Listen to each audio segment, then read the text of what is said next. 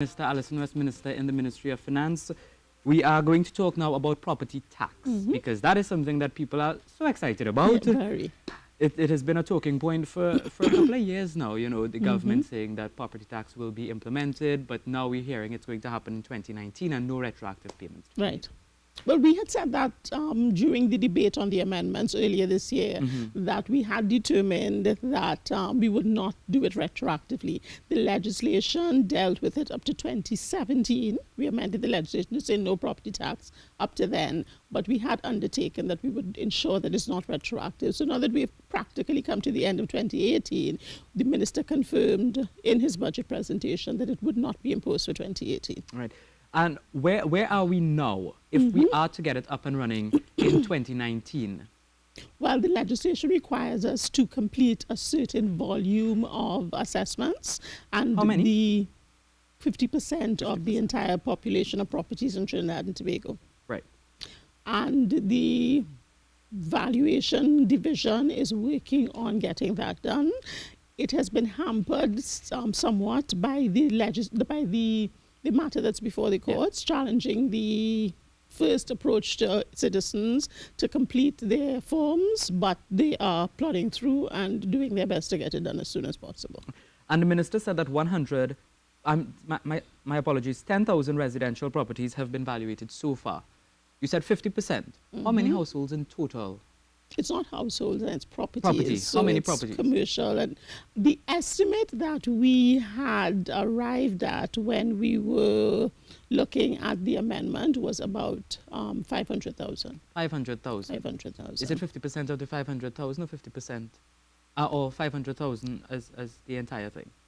No, 50% of the 500,000 is so what we need to commence. And yes. only 10,000 have been Well, completed. as Minister indicated, we are increasing the number of people at the valuation division. We have an exercise going on now, and we are looking at other options in terms of ramping that up. So the end of 2018 and early 2019, we are going to ramp up activity in that area. But how long would people have to wait for this property tax to come on stream? Because there's about 240,000 properties to evaluate it still. The payment would be due, if we are to implement in 2019, the payment would be due in September.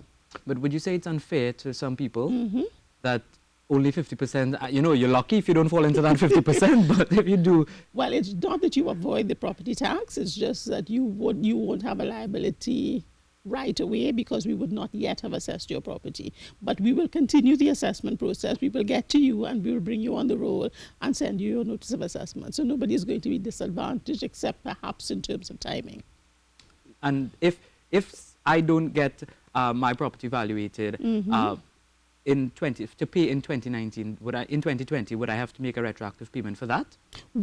What we're trying to do is complete all of the assessments within the calendar year that we commence the charge, so that we won't have that issue of retroactivity to address. With the exception of the amount of people working on this, what are some of the other challenges the ministry would have faced or the evaluators would have faced in trying to evaluate the properties?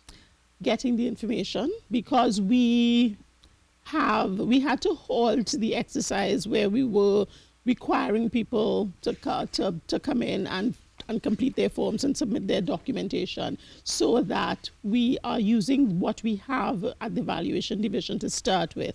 We also have issues of people having submitted their forms but only submitting some of the information that is required. So those are the main challenges. People can look out for property tax in 2019. But so close to an election, local government is next year, then you have election in 2020. Is the government concerned that people may react negatively towards them because of this? That is a possibility, but my focus is on ensuring the valuations are done, and then the government can decide whether it's moving ahead at this point. Right.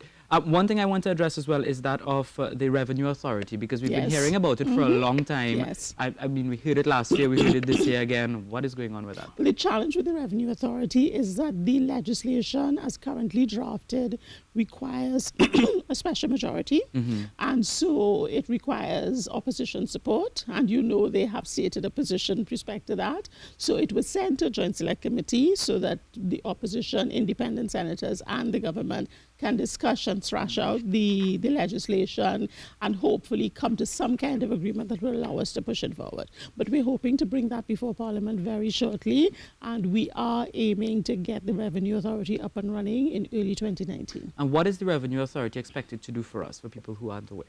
The Revenue Authority is to provide the people of Trinidad and Tobago with an efficient, service-oriented institution that allows us to collect all our taxes, to deal with our taxpayers on a more humane basis, and help us to grow Trinidad and Tobago so that the focus will be on collecting the taxes that are currently due rather than looking to increase more taxes. Because there are people out there who aren't paying taxes.